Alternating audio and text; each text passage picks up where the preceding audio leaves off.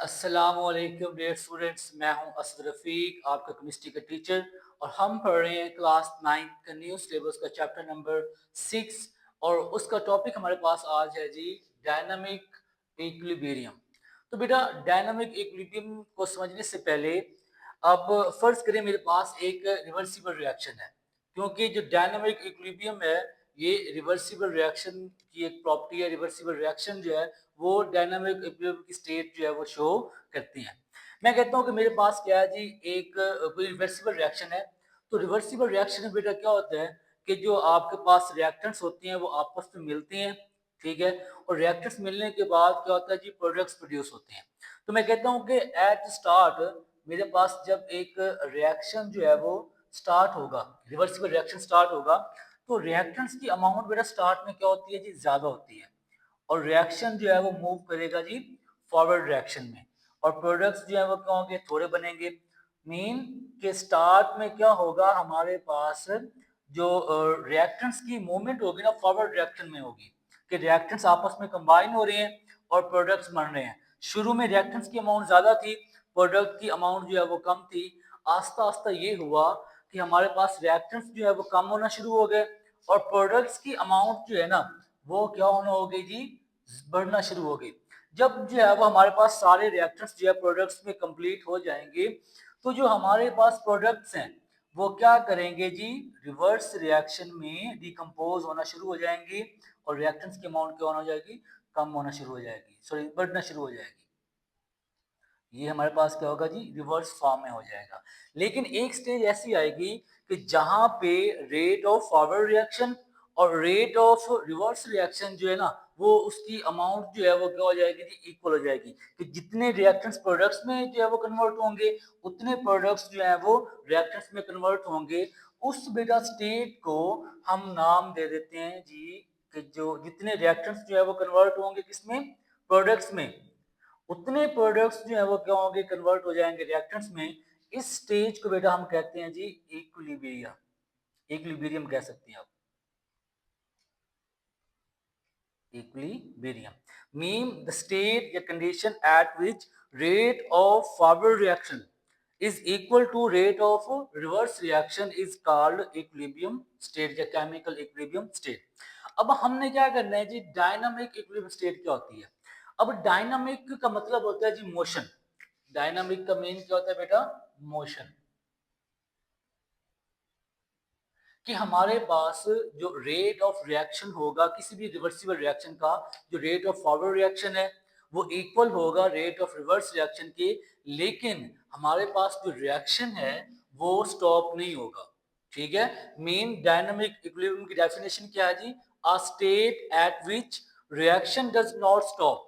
कि हमारे पास जो रिएक्शन है वो स्टॉप नहीं होता, only the rate of forward reaction and reverse reaction becomes equal and opposite to each other। Mean कि हमारे पास इक्विलिब्रियम की स्टेज क्या है कि rate of forward reaction and rate of reverse reaction जो है वो क्या है जी, इक्वल होता है। लेकिन हमारे पास डायनामिक इक्विलिब्रियम क्या है जी, ये इक्विलिब्रियम की एक ऐसी स्टेज है जहां पे rate of forward reaction equal होगा रेट ऑफ रिवर्स रिएक्शन के, लेकिन इनकी जो डायरेक्शन है वो अपोजिट होगी एक दूसरे के। और जो रिएक्शन है वो क्या होगा जी, हमारे पास स्टॉप नहीं होगा, वो कंटिन्यूसली जो है वो मूव कर रहा होगा। जाहिर हमें जो है ना मतलब उसकी मूवमेंट नजर नहीं आएगी कि जितने रिएक्टेंट्स जो है वो प्रोडक्ट्स में कन्वर्ट हो रहे हैं उतने ही प्रोडक्ट्स जो है वो रिएक्टेंट्स में कन्वर्ट हो रहे होंगे। तो उस स्टेज को हम कहते हैं कि वो क्या है जी, हमारे पास डायनामिक इक्विलिब्रियम है। इसमें क्या होता है जी, rate of forward reaction equal होता है रेट ऑफ रिवर्स रिएक्शन। एक जनरल से एग्जांपल आप ले लें कि जब हमारे पास नाइट्रोजन जो है वो रिएक्ट करता है 3 मोल ऑफ हाइड्रोजन के साथ, तो हमें 2 मोल्स ऑफ अमोनिया बना के देते हैं। तो इसमें स्टार्ट में जितने रिएक्टेंट्स जो है प्रोडक्ट्स में कन्वर्ट होंगे, ठीक है, फिर प्रोडक्ट क्या करेगा जी, डिकम्पोज होकर उतनी अमाउंट में क्या करेगा जी, हमें रिएक्टेंट भी प्रोड्यूस करके देगा। तो इसको, इस स्टेज को कहते हैं डायनामिक इक्विलिब्रियम, कि जहां पे रेट ऑफ फॉरवर्ड रिएक्शन और रेट ऑफ रिवर्स रिएक्शन की जो कंसंट्रेशन है, जो स्पीड है, वो क्या हो जाए, एक जैसी हो जाए, उनकी डायरेक्शन अपोजिट हो जाए, उसको हम नाम देते हैं जी डायनामिक इक्विलिब्रियम। अब एक और डेफिनेशन हमारे पास है स्टैटिक इक्विलिब्रियम। स्टैटिक इक्विलिब्रियम क्या है जी, कि ये भी इक्विलिब्रियम की ही एक ऐसी स्टेट है जहां पे रिएक्शन जो है वो सीज होता है, रुक जाता है, साकिन। स्टैटिक का मतलब होता है बेटा साकिन, रुका हुआ। यहाँ पे रिएक्शन का जो फॉरवर्ड रेट है और रिवर्स रेट है वो इक्वल ही है, लेकिन ये रिएक्शन क्या होता है जी, सीज रुका हुआ होता है, ठीक है। उसको हम कहते हैं static equilibrium, a state of equilibrium at which reaction ceases to proceed, कि रिएक्शन जो है प्रोसीड ना हो रहा हो, रुका हुआ हो, उसको हम नाम देते हैं जी स्टैटिक इक्विलिब्रियम। एग्जाम्पल बेटा क्या है जी, कि जिस तरह की ये बिल्डिंग है, कोई भी बिल्डिंग आप ले लें, आपके घर की बिल्डिंग है, ठीक है। तो बिल्डिंग जो है वो स्टेटिक फॉर्म में है, साकिन है। जितनी वो फोर्स ऑफ जो है ना, क्या कहते हैं, उसको कह लें फॉरवर्ड रिएक्शन जो हो रहा है, मेन जो फोर्स है वो हम जमीन पे लगा रहे हैं, उतनी फोर्स जो है जमीन बैक जो है वो क्या कर रहा है जी, उसके ऊपर बिल्डिंग पे लगा रही है। तो इस तरह से बज़ाहिर हमें ये क्या नजर आ रहा है कि ये एक बैलेंस है, कि जितना मैस जो है या जितनी फोर्स जो है बिल्डिंग अर्थ पे लगा रही है, उतनी फोर्स रिटर्न में अर्थ जो है वो किस पे लगा रही है जी, बिल्डिंग पे लगा रही है। इसलिए हमारे पास क्या जी, a building remain standing rather than falling down. इसी वजह से क्या होता है जी, इक्विलिब्रियम की वजह से हमारे पास जो बिल्डिंग है वो गिरती नहीं है, बल्कि क्या जी, खड़ी रहती है। क्यों? कि हमारे पास क्या होता है जी, because all the forces acting on it is balance. जितनी फोर्स बिल्डिंग लगा रही है अर्थ के ऊपर, उतनी फोर्स जो है वो क्या है जी, हमारे पास अर्थ लगा रही है। इस तरह से दोनों फोर्सेस क्या होती हैं, एक दूसरे की इक्वल होती हैं, ठीक है, और एक ऑपोजिट डायरेक्शन में होती हैं। इस वजह से जो इनका जो हमारा कह सकते हैं कि जो फर्क है वो कैंसल आउट हो जाता है, जो फोर्सेस हैं एक दूसरे के साथ कैंसल आउट हो जाती हैं, ठीक है। तो ये बेसिकली हमारे पास डेफिनेशन है डायनामिक इक्विलिब्रियम की और स्टैटिक इक्विलिब्रियम की। अब हमारी बुक में एक और चीज है इंटरेस्टिंग इंफॉर्मेशन, कि व्हाट इज कैटालिटिक मैथनेशन, ठीक है। मीन हमारे पास एक जो सूबा है सिंध, ठीक है,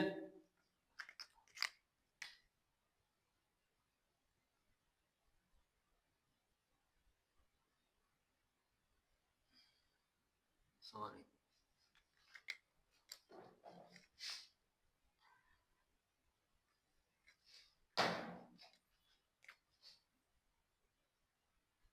ठीक है। इसका एक इलाका है जी थर, जहाँ पे कोयले की मिकदार जो है बहुत ज़्यादा पाई जाती है, ठीक है। और उस कोयले को हम यूज़ करते हैं इलेक्ट्रिसिटी प्रोड्यूस करने के लिए। तो हमसे डेफिनेशन पूछी जा सकती है, व्हाट इज कैटालिटिक मैथनेशन। तो हमारे पास ये एक ऐसा प्रोसेस है जिस प्रोसेस में कार्बन मोनोऑक्साइड जो है वो रिएक्ट करती है हाइड्रोजन गैस के साथ, तो वो प्रोड्यूस करवाते हैं हम उससे मीथेन गैस एंड वाटर, और उस मीथेन गैस को हम क्या इलेक्ट्रिसिटी प्रोड्यूस करने के लिए इस्तेमाल करते हैं। तो ये प्रोसेस होता किस तरह से है, कैटालिटिकल मेथनॉल क्या है जी, a chemical process in which carbon monoxide reacts with hydrogen gas in the presence of catalyst is called catalytical methanation. कि एक ऐसा प्रोसेस जिसमें कार्बन मोनोऑक्साइड जो है वो क्या कर रही हो, हाइड्रोजन गैस के साथ रिएक्ट कर रही हो, किसकी मौजूदगी में, कैटलिस्ट की मौजूदगी में, और क्या चीज प्रोड्यूस करके दे, methane and water is called catalytical methanation. अब होती क्या चीज है, देखिए हमारे पास जो कार्बन है ना, जिसको हम कोयला कहते हैं, कोल कहते हैं, जब ये इसको हम रिएक्ट करवाएंगे स्टीम के साथ, ठीक है, तो ये हमें प्रोड्यूस करके देगा कार्बन मोनोऑक्साइड और क्या कहते हैं इसको, हाइड्रोजन गैस। इसको भी हम नाम देते हैं वाटर गैस का। combination of carbon monoxide and hydrogen gas is called water gas। इस वाटर गैस को बेटा जब हम किसी भी कैटलिस्ट की मौजूदगी में रिवर्स रिएक्शन करवाते हैं, इट प्रोड्यूस मीथेन गैस। यहाँ पे एक सवाल ये भी जो है वो बन सकता है कि how we produce methane gas from कोयल, कोयले से जो है वो हम कोयले से हम जो है वो किस तरह से मीथेन गैस जो है वो प्रोड्यूस कर सकते हैं, ठीक है।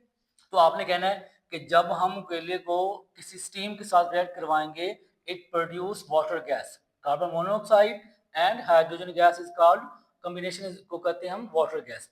जब इस वाटर गैस को हम किसी कैटलिस्ट की मौजूदगी में जो है वो रिवर्स रिएक्शन करवाएंगे तो हमारे पास मीथेन गैस बनेगी, साथ में वाटर जो है वो प्रोड्यूस होगा। This is catalytic methanation. अब एक हमारे पास क्या है जी, वो कह रहे हैं कि कोई भी डायनामिक इक्विलिब्रियम जो है वो एस्टेब्लिश करवाने के लिए हर रिवर्सिबल रिएक्शन जो होते हैं उसका टाइम जो है वो डिफरेंट होता है to attain the state of dynamic equilibrium. कुछ रिएक्शन ऐसी होती हैं जो कि जो है वो जल्दी डायनामिक इक्विलिब्रियम की स्टेट को अटेन कर लेते हैं, और कुछ रिएक्शन ऐसी होती हैं जो कि क्या है जी, उनको सालों लग जाती हैं डायनामिक इक्विलिब्रियम को स्टेन करने में। तो हमारे पास क्या कहते हैं कि कोई भी हमारे पास रिवर्सिबल रिएक्शन है, वो क्या करेगा, उसकी जो टाइम है डायनामिक इक्विलिब्रियम को स्टेन करने का, अटेन करने का, ठीक है, वो डिपेंड कर रहा है दो चीजों पे। ठीक है, the time to attain dynamic equilibrium depends on following things. पहली चीज नेचर ऑफ रिएक्शन, और second one is condition of reaction. ये दो हमारे पास चीजें हैं जिनकी वजह से, जिनकी बेस पे आपके कोई भी रिवर्सिबल रिएक्शन है उसकी जो डायनामिक इक्विलिब्रियम की स्टेट अटेन करने की टाइम है ना, वो हमें बताता है जो दो चीजें कि उस जो रिवर्सिबल रिएक्शन है उसकी नेचर कैसी है। वो रिएक्शन स्लो है, रिएक्शन फास्ट है, ठीक है। अगर तो रिएक्शन स्लो होंगे तो वो क्या होगा जी, हमारे पास डायनामिक इक्विलिब्रियम स्टेट को अटेन होने में सालों भी लग सकती हैं।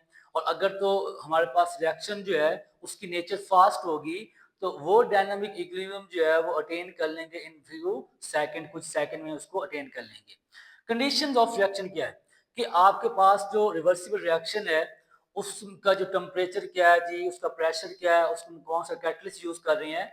तो ये टेम्परेचर इंक्रीज करके और कैटलिस्ट यूज करके हम डायनामिक इक्विलिब्रियम की जो स्टेट है उसका टाइम को हम डिक्रीज कर सकते हैं। ठीक है, तो हमारे पास reaction do not reach dynamic equilibrium instantly. तो कोई भी रिवर्सिबल रिएक्शन है ना, मतलब उसमें रिएक्टेंट्स जो हैं वो क्या है जी, प्रोडक्ट्स में कन्वर्ट हो रहे हैं, और प्रोडक्ट्स जो हैं वो रिएक्टेंट्स में कन्वर्ट हो रहे हैं। और एक वो स्टेज जहां पे रेट ऑफ रिएक्टेंट्स का और फॉरवर्ड रिएक्शन का और रेट ऑफ बैकवर्ड रिएक्शन का जो इक्वल हो जाए, वो जो स्टेज होती है ना डायनामिक इक्विलिब्रियम में, वो फौरन नहीं आ जाती। उस स्टेज पे आने के लिए वो हर रिएक्शन जो है उनकी डिफरेंट होती है।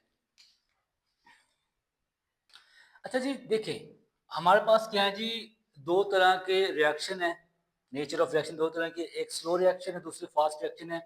स्लो रिएक्शन जो होंगे ना, उनके जो डायनामिक इक्विलिब्रियम है ना of slow reaction depends on temperature and catalyst. कि हमारे पास जो स्लो रिएक्शन है, जिनकी स्पीड स्लो होती है, उनकी जो डायनामिक इक्विलिब्रियम को अटेन करने की सलाहियत जो है वो डिपेंड कर रही है टेम्परेचर और कैटलिस्ट पे।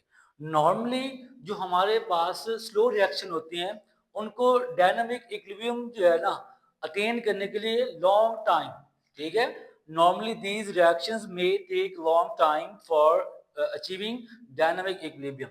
कि जो स्लो रिएक्शन होती हैं उनको अचीव करने के लिए कौन सी state, dynamic equilibrium state achieve करने के लिए, स्टेन करने के लिए उनको बहुत टाइम लग सकता है, सालों भी लग सकती हैं। लेकिन अगर हम क्या करें, उसका टेम्परेचर या कोई भी कैटलिस्ट यूज कर लें, उसका टेम्परेचर इंक्रीज कर लें, या जो है वो क्या कर लें, कोई कैटलिस्ट यूज कर लें, तो उससे क्या होगा, डायनामिक इक्विलिब्रियम जो है वो जल्दी वो अटेन कर लेगा। ठीक है, अब हम एक स्लो रिएक्शन कौन सा हमारे पास, फॉर्मेशन ऑफ क्या कह लें उसको, अमोनिया की, ठीक है, formation of ammonia and decomposition of ammonia in Haber process, ये एक क्या जी स्लो रिएक्शन है। मीन हमारे पास क्या है जी, नाइट्रोजन जो है वो रिएक्ट कर रहा है किसके साथ जी, 3 मोल्स ऑफ हाइड्रोजन के साथ रिएक्ट कर रहा है, और हमारे पास क्या बन रहा है जी, अमोनिया के 2 मोल्स जो है वो प्रोड्यूस हो रहे हैं। अब वो कह रहा है कि नॉर्मली ये जो फॉर्मेशन ऑफ अमोनिया है, मतलब कि फॉरवर्ड रिएक्शन में क्या होता है, अमोनिया फॉर्म हो रही है, जब नाइट्रोजन और 3 मोल्स ऑफ हाइड्रोजन आपस में कंबाइन होंगे तो अमोनिया प्रोड्यूस होगी। लेकिन कुछ टाइम के बाद अमोनिया डिकम्पोज होना शुरू हो जाएगा, किसमें, मतलब कि रिवर्स रिएक्शन हो जाएगा, तो हमारे पास अमोनिया डिकम्पोज होगा। तो ये रिएक्शन नॉर्मली क्या ले सकता है जी, इसको काफी टाइम लग सकता है डायनामिक इक्विलिब्रियम स्टेन करने में।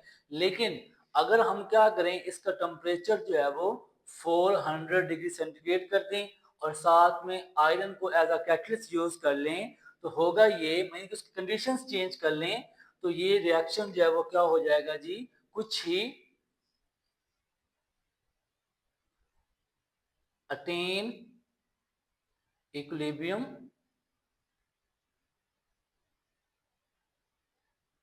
इन फ्यू मिनट्स। ठीक है, कुछ ही टाइम